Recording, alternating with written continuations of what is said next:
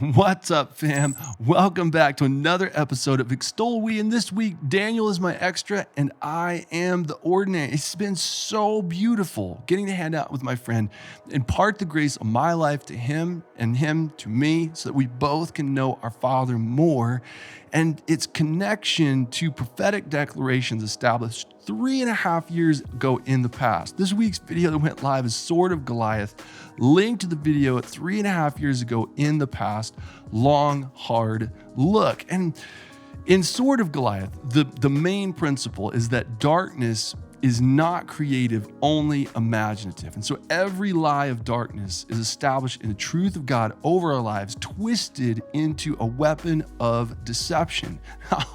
The Sword of Goliath is listed as his armament, but he never wields that thing against David, because when David goes over after he sinks a rock into this stupid giant's forehead, rocks his mind, it says he pulls the sword from its sheath and chops off the giant's head. And so the sword never cleared hog leather. He couldn't wield that sword against David because it was the truth of God over David's life that darkness was trying to threaten him with to make him afraid.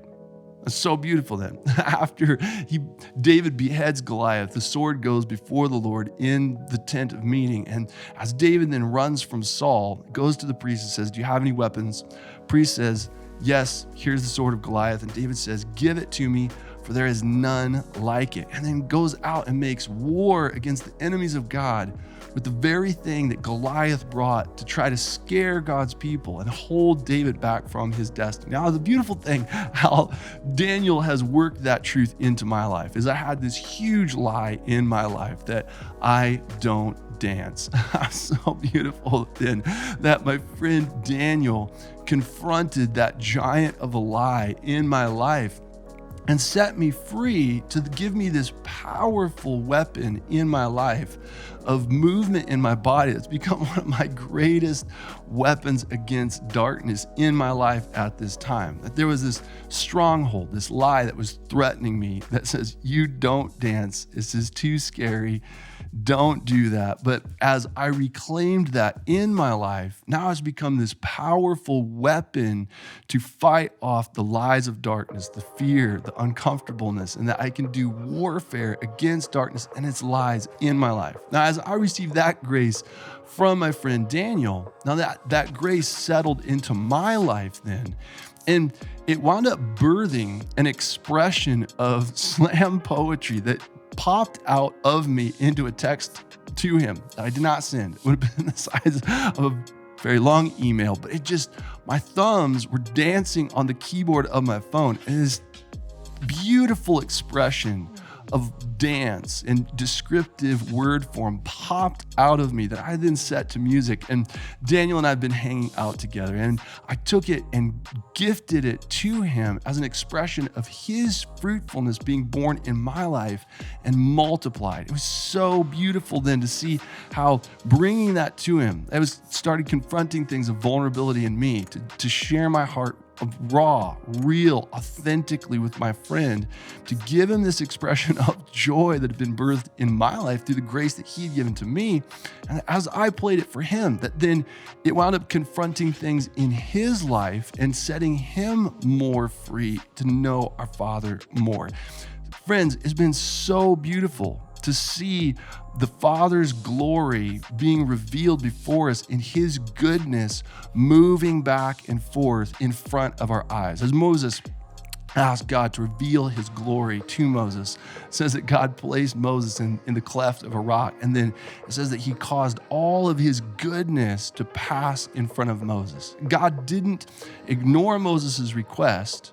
He answered the request and gave us a principle of the revelation of his glory, that God's glory is revealed as his goodness moves in front of us. And so there's this beautiful truth then of this reality of this thing that darkness for eons of time has threatened the church with, in this expression of dance. Dance does not belong in the church. I don't dance. You can't make me. It's too fearful. I'm just shrinking back. But then there's this warrior named Daniel, who goes out in front of the community, dancing with all of his might, inviting the people to raise up a mighty shout and join with him.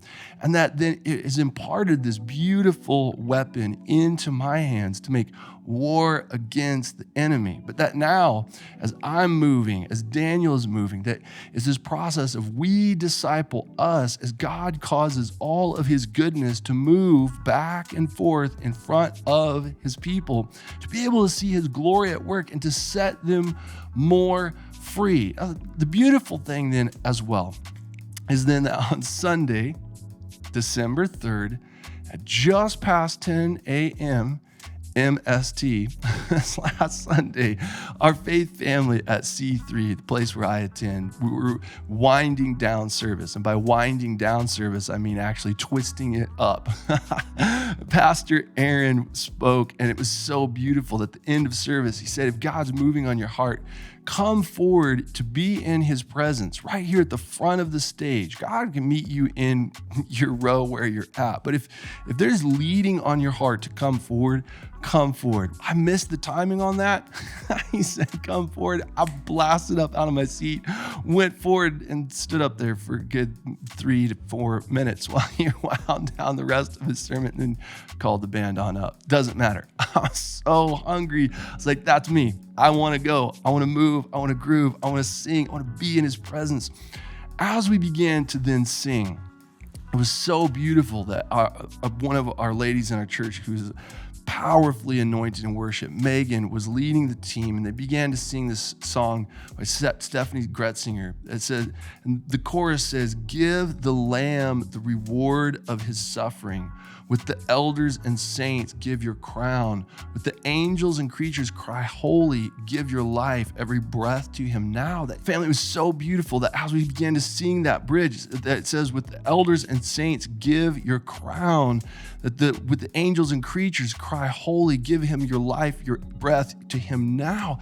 That God said, throw your hat down. And family, it was so beautiful that I immediately chucked my hat. That it was this prophetic act of throwing my hat down, but it was done with so much confidence because as a result of the grace of my friend Daniel in my life, as I shared in a previous episode, that God has begun to confront me in how to optimize my life in worship before him, and that I buzzed my hair off. There was no longer anything being kept under my hat that was robbing my confidence and freedom to just break out of whatever was covering my headship. That when God said, take off your hat, cast it down in response to throwing down your crown, there was nothing hidden under my hat that would cause any lack of confidence in me to just throw it down and to bare my head. Now, again, it's so beautiful to see that this grace, this freedom was being brought into my life as a result of the grace being exchanged between me and my friend Daniel in this we disciple us context. Now, if you haven't seen the conversation that he and I had about how my first time in dance, how it confronted me in the Lord, invited me into a heaven yes, that in that video, he says the following. I don't dance. I don't dance. And I remember before we spoke and I reflected back to you, put a little mirror up in your face. I was like, how much of that is cultural, Elijah? Mm-hmm. What are you potentially 100%. being held back from because culture hasn't cultivated within you a familiarity with and an enjoyment of free movement and dance? And that tonight is going to be the night where you get to explore that. Yeah, that's so incredibly beautiful that he literally said to me that he stuck a mirror in my face and had me take a long, hard look in my life to ask, Elijah, where is that coming from? Is that just because it hasn't been cultivated into your heart through culture, that your culture that you've been in hasn't cultivated that value for dance in you? Or is this really a thing from the heart of God? Take a long, hard look in the mirror, Elijah. And as a result of that grace in his life, and imparting this truth, this destiny, this blessing, this weapon of warfare in my life of worship, that grace came to my life to help me confront the mess that was under my hat, that was robbing my freedom and my optimization in worship before God. And that in the very week of Sword of Goliath and long, hard look in the mirror, at just after 10 o'clock, when these videos went live at 10:50 a.m. MST, that God brought the fullness of the expression of those two prophetic declarations in my life in a context of extol we, extraordinary life with everyone. Family,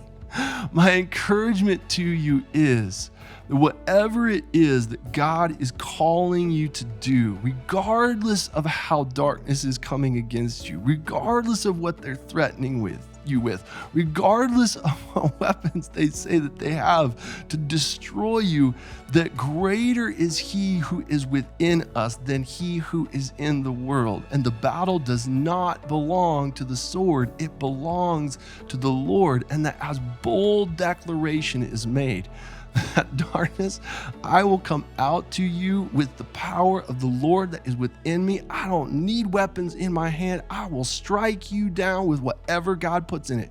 Death by Q-tip.